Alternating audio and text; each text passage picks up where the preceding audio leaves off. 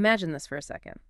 You do your job, you move on with your life, and then 15 years down the line, the government just wakes up and decides to prosecute you for it. It's a terrifying thought. And we're not talking about some cold case with new evidence. We're talking about a file that was just sitting there. Exactly. So today we are deep diving into a Supreme Court case, Robert Lalchungnunga Chongthu v. State of Bihar. And it really asks this fundamental question.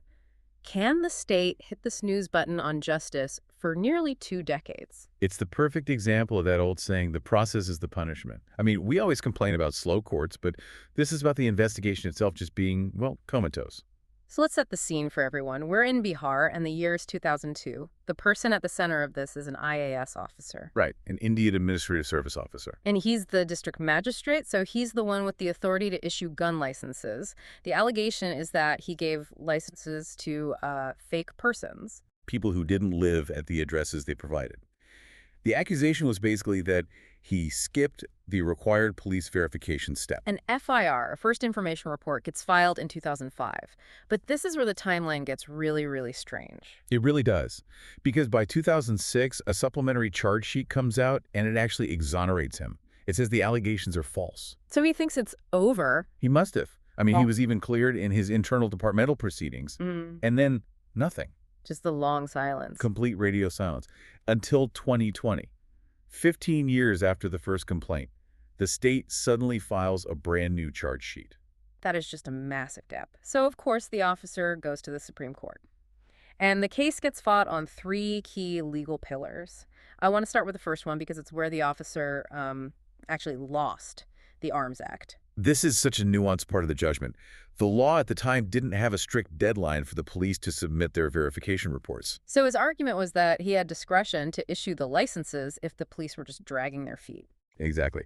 But the Supreme Court, it didn't buy that argument. They shut it down pretty firmly. Because he moved too quickly, right? Way too quickly. The court pointed out that he issued one of the licenses in just 2 days. They said discretion means waiting a reasonable time. 2 days isn't reasonable. It's just haste. It's just haste. So, on the technical merits of issuing the licenses, he was on pretty thin ice. But, and this is the pivot, even though he was hasty, the entire prosecution still fell apart. He lost that battle, but won the war on procedure. Which brings us to pillar number 2, section 197. The sanction for prosecution, this is a big one, is essentially a shield for public servants. To prosecute a government official for something they did in their official capacity, you need formal permission from the state. It's to stop frivolous lawsuits. Right. But the court looked at the sanction document in this case and saw it was, for all intents and purposes, a cut-and-paste job. A cut-and-paste job. The legal term for it is a non-speaking order. It means the document didn't lay out any reasons. It didn't show what we call application of mind. So the government just rubber-stamped it without actually thinking about it. Pretty much. Yeah. The court made it clear, you can't just sign a template. You have to prove you actually looked at the evidence in the file. But the third pillar is where the real constitutional power comes in. Article 21, the right to speedy trial. Yeah. This feels like the emotional core of the decision. Oh, absolutely. This is the constitutional knockout punch.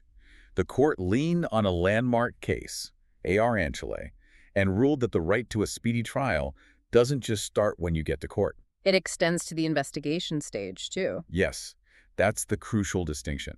The police can't just let a file gather dust on a shelf for 15 years without any justification. That delay, in and of itself, is a violation of your fundamental rights. And the state had no justification here? Absolutely none. They couldn't explain the decade-and-a-half gap, so the court quashed the entire proceeding. They held the state accountable for the lost time. So for the lawyers listening to this, the takeaway is pretty clear. This is your go-to precedent for getting stale investigations thrown out. It is. If the delay is unreasonable and unexplained, you cite Chongthu. And for you, the citizen, this is a major reassurance. It confirms the Constitution protects you from being harassed by, well, sheer government lethargy. A powerful check on the system. But it does leave me with one final kind of provocative thought. The court did say the officer was hasty with gun licenses.